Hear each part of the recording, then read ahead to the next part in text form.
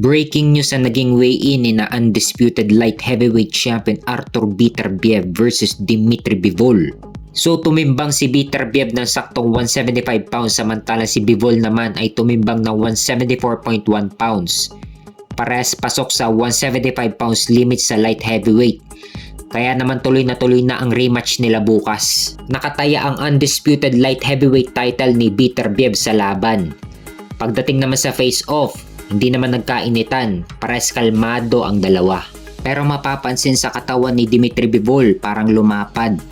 Talagang kondisyon na kondisyon talaga. Talagang pinaghandaan at gustong makabawi kay Beterbiev. Mapapansin na mas malapad ang katawan ni Bivol kumpara sa katawan ni Beterbiev.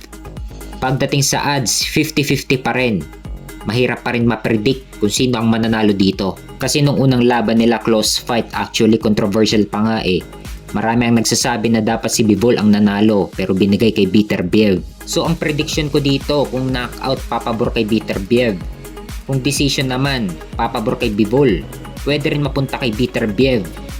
Huwag lang kapusin si Bivol sa mga huling rounds dahil mayayari siya kay Beterbiev. Kung mapapansin sa unang laban nila, kinapos si Bivol sa mga huling rounds. At hindi sinayang ni Beterbiev ang pagkakataon. So ayon kay Turki Alalshik, kung manalo si Bivol sa rematch kay Beterbiev bukas, magkakaroon pa sila ng trilogy. Kung makukuha naman ni Beterbiev ulit ang panalo sa rematch nila, balak naman ikasa ni Turki Alalshik ang laban ni Artur Beterbiev kay David Benavides.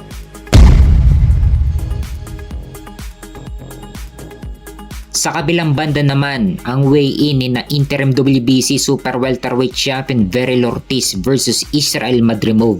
Tumimbang si Veril Ortiz na 153.1 pounds samantalang si Madrimov naman ay tumimbang na 152.1 pounds.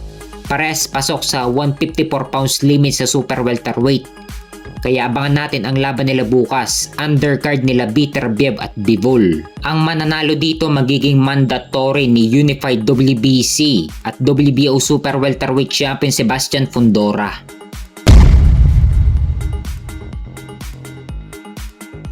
Sa kabilang banda naman, Unified Super Middleweight Champion Canelo Alvarez versus the WBA Super Welterweight Champion Terence Crawford. Pina-finalize na ang magiging laban nila sa September sa Las Vegas, Nevada. Asahan na natin na aakyat si Crawford sa 168 upang labanan si Canelo.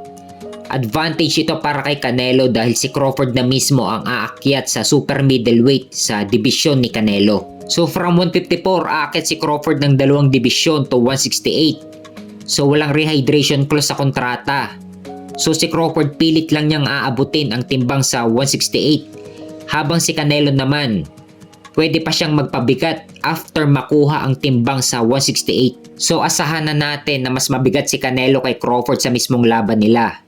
So wag pa rin tayong pakampante dahil pwede pang mabago ang takbo ng negosasyon sa pagitan ni Canelo Alvarez at Terence Crawford. So abangan na lang natin ang mga susunod na announcement patungkol sa laban nila Canelo Alvarez at Terence Crawford.